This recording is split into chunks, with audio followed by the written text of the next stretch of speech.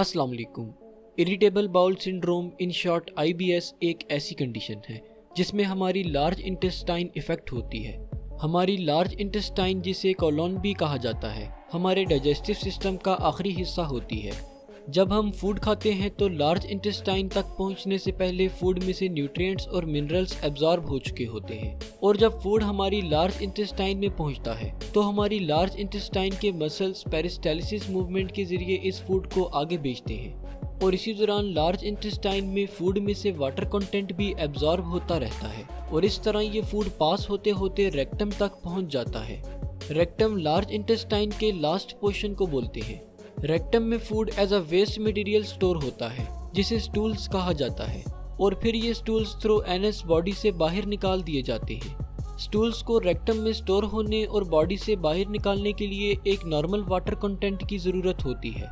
अब अगर large intestine में पेरिस्टालिसिस यानी मसल कंट्रैक्शन बहुत तेज़ी से हो रही हो तो फूड में जो वाटर कंटेंट है वो ठीक से एब्जॉर्ब नहीं हो पाता, जिसकी वजह से स्टूल पतला बनता है और पेशेंट को डायरिया यानी लूज मोशन रहते हैं। जबकि अगर पेरिस्टालिसिस बहुत स्लो हो रही हो तो फूड में ज़्यादा से ज़्यादा वाटर कंटेंट एब्जॉर्ब हो जाता है, जिसकी वजह से स्टूल सख्त बनता है और पेशेंट को कॉन्स्टिपेशन यानी कब्ज की शिकायत रहती है।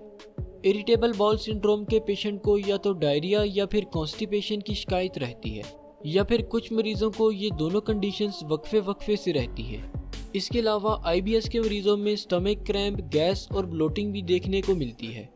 IBS की बहुत सारी कॉसेस हो सकती हैं, जैसा कि ज़्यादातर केसेस में लार्ज इंटेस्टाइन के मसल्स को कॉन्ट्रैक्ट करवाने वाली नर्व्स में कोई मसला होता है, जिसकी वजह से ब्रेन और लार्ज इंटेस्टाइन में प्रॉपर कनेक्शन नहीं रहता, जिसकी वजह से पेरिस्टालिसिस मूवमेंट डिस्टर्ब रहती है। इसके अलावा स्ट्रेस, एंजाइटी और एबनॉर्मल फूड हैबिट्स या फिर कोई इंटेस्टाइनल इन्फेक्शन भी IBS कॉज कर सकता है। ट्रीटमेंट: IBS को ट्रीट करने के लिए पहले देखा जाता है कि मरीज को किस वजह से ये बीमारी है। जैसा कि अगर मरीज स्ट्रेस में है तो इसको स्ट्रेस से निकालने की ट्रीटमेंट दी जाती है। अगर फूड हैबिट्स ठीक नहीं तो फूड में चेंजेस करवाई जाती हैं और ज़्यादा फाइबर वाली डाइट सजेस्ट की जाती है।